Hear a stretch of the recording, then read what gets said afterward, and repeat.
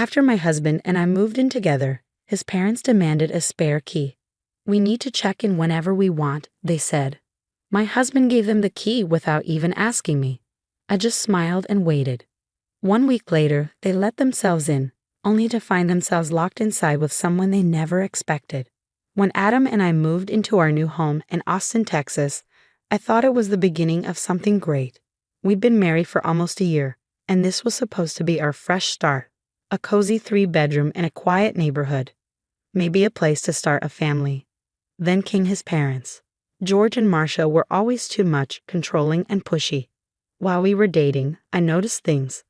His mom would call 5 times a day about vitamins. His dad would check in during our date nights. I figured once we were married, they'd back off. I was wrong.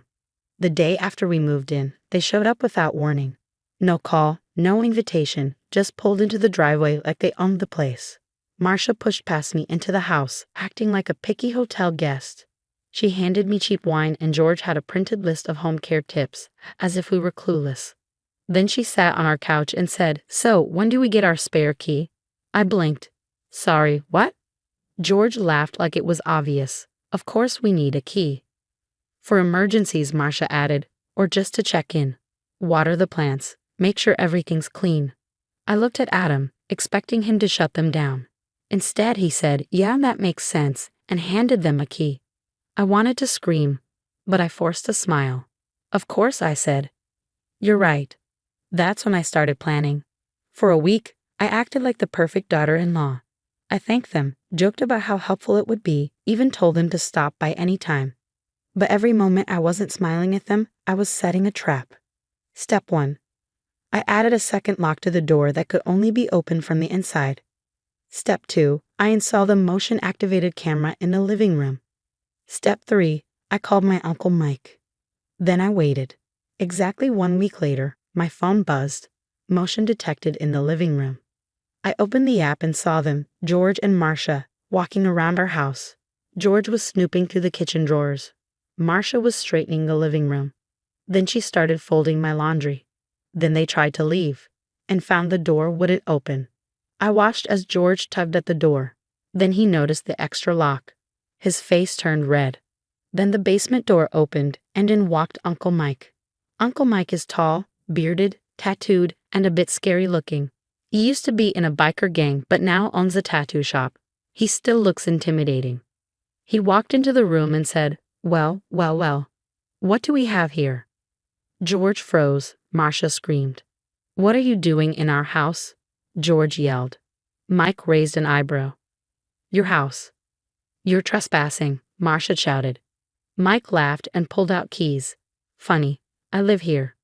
That's right. I had legally rented the house to Uncle Mike for the week. Paperwork and all. They had just broken into someone else's legal residence. George turned red. Marcia looked ready to faint. Mike calmly leaned against the wall. "You know what's ridiculous? Walking into someone else's house without permission." George grabbed his phone. "Call Adam." That's when my phone rang. It was Adam. "What's going on?" he asked, panicked. I smiled. "I don't know. Maybe ask your parents. They say there's some guy in the house claiming he lives there." "Not some guy. Uncle Mike." Silence. Then, "I'm coming home." When I walked in, the tension was thick. Marcia sat on the couch, arms crossed. George was fuming. Mike sipped water in the kitchen like nothing happened. "Hey babe," I said cheerfully. "What's going on?" George shoved the lease at me. "This is crap." I shrugged. "Funny, the landlord didn't think so." Marcia snapped. "You think this is cute? This game of yours? You've gone too far." I folded my arms. "Too far?" "Like walking into my house without permission." George yelled, "We have a key." Mike snorted. "Yeah, and how's that working for you?" Adam finally arrived. One look at the room and he sighed. "Jesus Christ." Marcia grabbed him. "Did you know about this?" He hesitated. "You did," she whispered. "You let her do this." He rubbed his face. "Mom." George lost it. "Give us the key back. Now." I shook my head. "No. We're family. We have a right to be here." I laughed. "No, you don't. You don't live here. You don't pay for this house. You have no right." George stepped forward. You're making a big mistake. Mike laughed. I'd love to see how this ends. George yelled at him. Mike smiled wider. Marcia tugged George's arm. Let's go. But George wouldn't budge. You'll regret this, he said to me. I looked him in the eye. No, George, you will. That night, Adam and I sat in silence. So, he said, they're going to hate you forever now. Probably. I screwed up, huh? You gave them a key without asking me. He sighed. Yeah, I get it now. I messed up. Good. We changed the locks the next day, and for a while we didn't hear a thing from them. Then, on Friday morning, I got a call from our landlord, and as soon as I picked up, I could tell something was wrong from the tone of his voice. Hey, he said. I just got a weird call from people who say they're your in-laws. My heart sank. They were asking about your lease, he went on. They were trying to get information. I sat up. What kind of information? They wanted to know if it was possible to end your lease early, he said. Actually, they asked if I'd be willing to evict you. They even offered to pay off the rest of the lease if I let them rent the place instead. I gripped my phone so hard it hurt. I knew George and Marcia could be pushy, but this was too much. Luckily, our landlord wasn't falling for it. He told them no and laughed them off. But the fact that they tried to get us kicked out of our own home, that crossed a major line. I didn't tell Adam right away, not to hide it, but because I knew he wouldn't react the way this situation needed. His parents had always had a hold over him. He was starting to see the truth about them, but I wasn't sure he was ready to fight back yet. So I decided to handle it myself. I drove straight to George and Marcia's house. Marcia opened the door and looked surprised to see me. Oh, she said with a fake smile. We weren't expecting you. Yeah, I figured, I said. Can I come in? She hesitated, then let me inside. George was lounging in a living room with a beer. He barely looked up.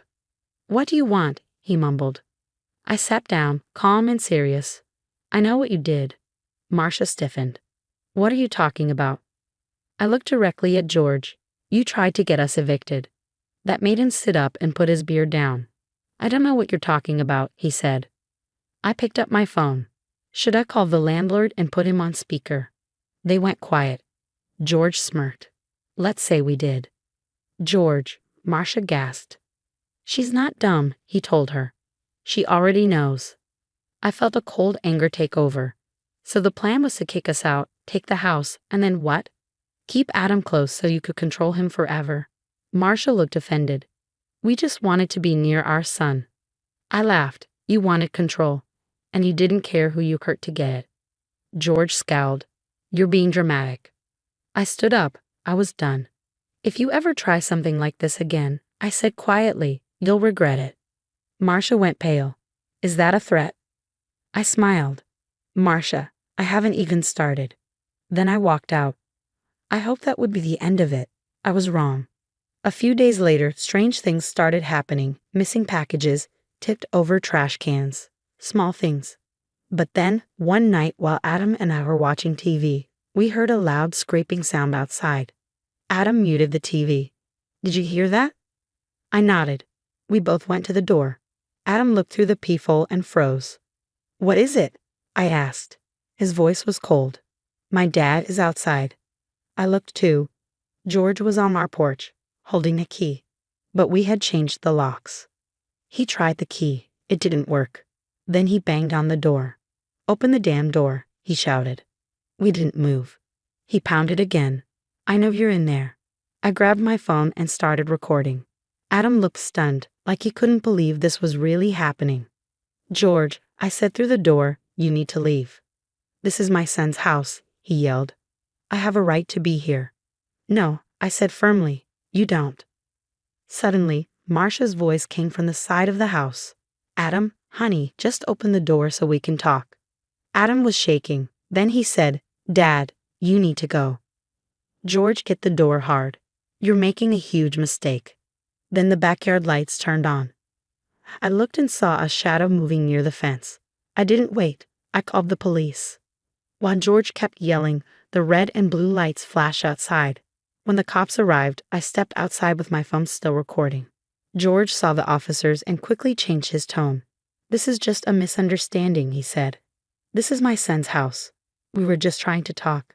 An officer turned to Adam. Do you know these people? Adam hesitated, then finally said, They're my parents, and they're trespassing. Marcia gasped. George's face fell. Adam had just chosen me over them. Adam stood tall. They don't live here. They don't have a key anymore. They need to leave. One cop nodded. Sir, I'm going to ask you both to leave the property. George looked like he might explode, but he didn't fight it. He just looked at Adam with a cold, bitter smile. You think you're making the right choice, he said. Adam didn't respond. George stepped closer and said, One day, you'll wake up and realize she took everything from you. But Adam didn't flinch, and in that moment I knew we had finally drawn the line. The sharp pain hit my chest. Marcia was crying, shaking her head, not able to believe what was happening. Adam, please don't let her do this to us, she begged. But Adam's face was hard as stone. She didn't do anything, he said. You did. That was the moment George lost it. His hands shook, and his face turned red with anger. You're not my son, he yelled. Then he turned and walked away. Marcia hesitated for a second, but then she ran after him, crying. They didn't look back. The cops waited until they were out of the neighborhood before they turned to us. Do you want to press charges? One of them asked. Adam shook his head. After they left, the house was silent. Adam sat on the couch, staring at the floor like the world was weighing him down. I sat beside him, not touching, not speaking, just waiting. After a long time, he sighed deeply. They hate me now. I swallowed hard. Maybe. He shook his head. No, they do. My dad. He meant it. I didn't lie to him. Yeah, he did. Adam's hands tightened into fists, and he breathed shakily. I don't know how to feel. I reached for him, and he didn't pull away. I know, I whispered. After a pause, he quietly said, I think I always knew this was coming. I didn't say anything because deep down, I think I knew too. Days went by with no calls or messages from them. Nothing. Then one morning, Adam checked his email. He froze and went pale. What's wrong? I asked, moving behind him. He didn't speak. He turned the screen toward me. It was an email from a lawyer with big letters at the top. Cease and desist order from George and Marcia. They want us to stop alienating them from their son. Adam read out loud, his voice flat. They want us to go back to normal communication. I was stunned. They're trying to make you talk to them legally? Adam let out a short, bitter laugh. Yeah, looks like it. I felt sick. They had treated him like their property for years, and now that he was finally breaking free, they were trying anything to bring him back. Adam sat back in his chair, staring at the screen. Then he closed his laptop and smiled. They're desperate, he said softly. I tilted my head. Yeah? He nodded. Yeah. For the first time in weeks, he reached for my hand. And in that moment, I knew we had won. We sent one last email, a single sentence. Do not contact us again. Then we blocked them everywhere. They tried. Oh, they tried. Fake numbers. Anonymous emails. Even a Christmas card accidentally sent to the wrong address. But we didn't respond. Slowly, they faded from our lives. It took Adam a long time to process everything. Some days were tough. Sometimes I could see the guilt creeping in. Doubt, the old instinct to obey. But one night, as we sat on the porch, looking at our quiet street, he turned to me and said, I feel free. I squeezed his hand. You are. He smiled and said, So, can we invite Uncle Mike over? I think he deserves a beer. I laughed, and for the first time in a long time, we were okay. Some people say family is forever. But the truth? Real family doesn't tie you down. Real family doesn't make you feel like you owe them everything. Sometimes the strongest thing you can do is walk away